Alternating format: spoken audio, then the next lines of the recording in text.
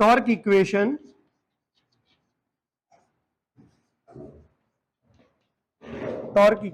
of DC motor. તમને યાદ હોય તો જનરેટરમાં આપણે કયું ઇક્વેશન ડિરાઈવ કર્યું હતું? EMF ઇક્વેશન ડિરાઈવ કર્યું હતું. કેમ? કારણ કે જનરેટરનો આઉટપુટ શું હોય? Electrical energy. એટલા માટે એમાં આપણે EMF નું ઇક્વેશન શોધ્યું હતું. મોટરનો આઉટપુટ શું હોય?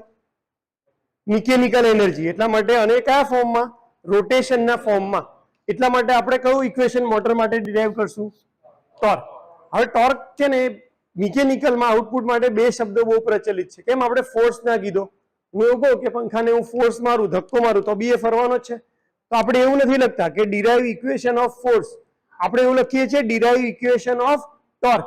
તો આપણને ધક્કામાં એટલે બંને વચ્ચે ફરક ખબર હોવી જોઈએ કે ફોર્સ કોને કહેવાય અને ટોર્ક કોને કહેવાય. ફોર્સ એટલે કે લિનિયર ડાયરેક્શનમાં આપવામાં આવેલું ધક્કો અથવા વજન અથવા એફર્ટ. ધારો કે આ ચોક છે એને આમ મારું છું તે ક્યાં ગયો? ફોર્સની ડાયરેક્શનમાં આગળ ગયો, લિનિયર. પણ હું એને કોઈ સેન્ટર સાથે બાંધી દઉં અને પછી ફેરવું તો પછી ધક્કો મારીશ તો એ શું થશે? ત્યાં ને ત્યાં ગોળ ગોળ ફરશે. બરાબર, આપણે માઉસ તો ના ફેરવી શકીએ, નહીંતર આમ રાખીને જો ધક્કો મારીએ તો તમને દેખાય કે ભલે ધક્કો મારીએ છીએ આગળ જતું નથી. ક્યાં જાય છે? એન્ગ્યુલર ડાયરેક્શનમાં ગોળ ગોળ ફર્યા કરે છે. બરાબર, તો કોઈ પણ વસ્તુને એવું બળ આપવામાં આવે કે જેનાથી એ એન્ગ્યુલર ડાયરેક્શનમાં પોતાની એક્સિસ ઉપર જ ગોળ ગોળ ફરે તો એને શું કહેવાય? ટોર્ક. એટલે આપણે ડીસી મોટરમાં ટોર્કની ગણતરી કરવી હોય તો એના માટે આપણને ઇક્વેશન ખબર હોવી જોઈએ. એ ઇક્વેશન આપણે ડિરાઈવ કરવાના છે. ટૂંકમાં કેટલું બળ આપીશું તો મોટર તમારી ફરવાની ચાલુ થશે એને આપણે શું કહેશું? ટોર્ક.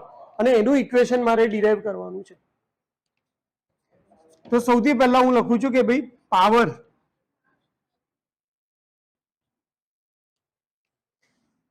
મોટરને આપણે આપવાના છે electrical input.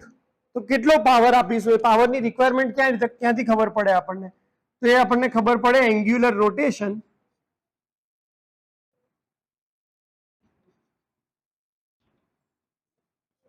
Multiply by torque. કેટલા ધક્કાની જરૂર પડશે અને કેટલું રોટેશન ફરશે એના ઉપરથી આપણને શું મળે? કોઈ પણ મોટરને કેટલો પાવર જોઈએ છે.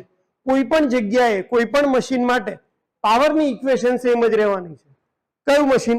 ફરતું હશે એ. કે ભાઈ ફરતું હશે એ મોટરને પાવર રિક્વાયરમેન્ટ કેટલી હશે? તો કે એના ટોર્ક મલ્ટીપ્લાય બાય એનું એન્ગ્યુલર રોટેશન. પાવર શેમાં મપાય? વોટ્સમાં. એન્ગ્યુલર રોટેશન હંમેશા મપાય રેડિયન પર સેકન્ડ અને ટોર્ક હંમેશા મપાય ન્યૂટન મીટર. આ પાવર શેના માટે જોશે આપણને? મોટરને ફેરવવા માટે. તો મોટરના કયા ભાગને ફેરવવા માટે જોશે? યોકને ફેરવવા માટે જોશે? ફેરવવા જોશે? પોલને ફેરવવા જોશે? તો આર્મેચરને ફેરવવા માટે જોશે. કારણ કે ફરતું પાર્ટ કયું છે? આર્મેચર. એટલે આપણે પાવર કોને લેશું? તો કે આર્મેચરનો પાવર PA. એન્ગ્યુલર રોટેશન માટેનો સિમ્બોલ છે ઓમેગા અને ટોર્ક માટેનો તમારો સિમ્બોલ છે ટી. આર્મેચરનો ટોર્ક તો TA. આર્મેચરનો પાવર, કોઈ બી જગ્યાએ પાવરની ફોર્મ્યુલા શું છે?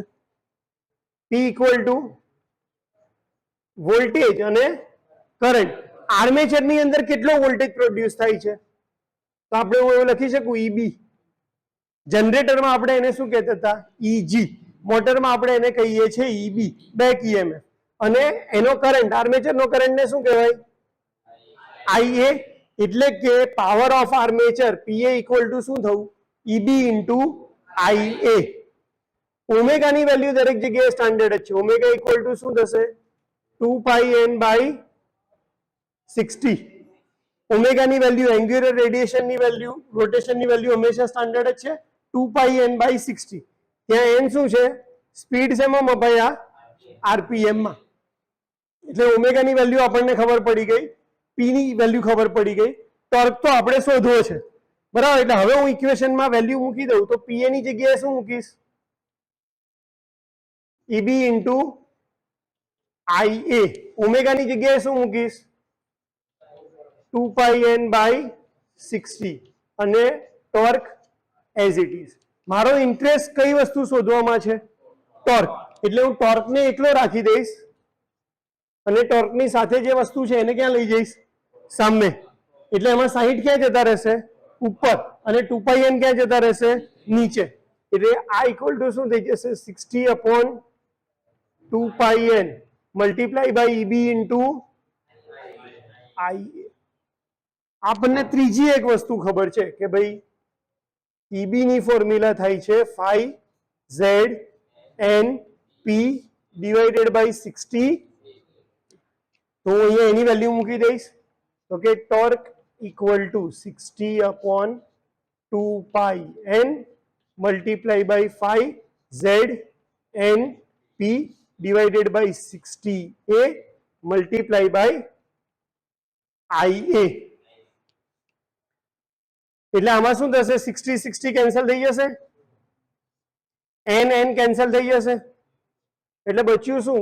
તો કે ટોર્કની ઇક્વેશન શું બનશે? 1/2π 5ZP બાય A મલ્ટીપ્લાય બાય IA. આ ઇક્વેશન થશે ટોર્કની. અને ટોર્ક હંમેશા મપાય છે એમાં ન્યૂટન મીટરની અંદર.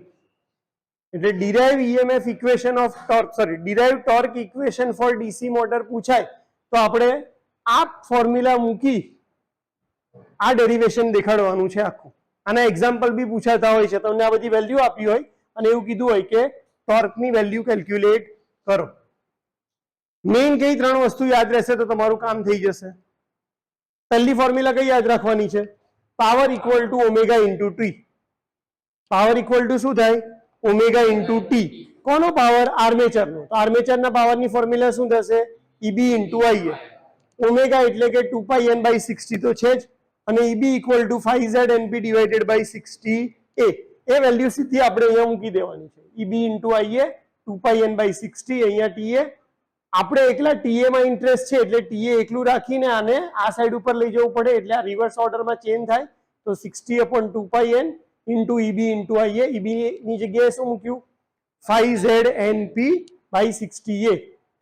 n કેન્સલ થયો, 60 કેન્સલ થયા, એટલે ટોર્કની ઇક્વેશન આપણને મળી ગઈ 1/2π 5ZP/A ઇન્ટુ I. યુનિટ લખવાનો ભૂલવાનો નહીં કે ભાઈ ટોર્ક હંમેશા ન્યૂટન મીટરની અંદર મપાય. ખ્યાલ આવી ગયો? આમાં કોઈને ડાઉટ છે તો લખી નાખો.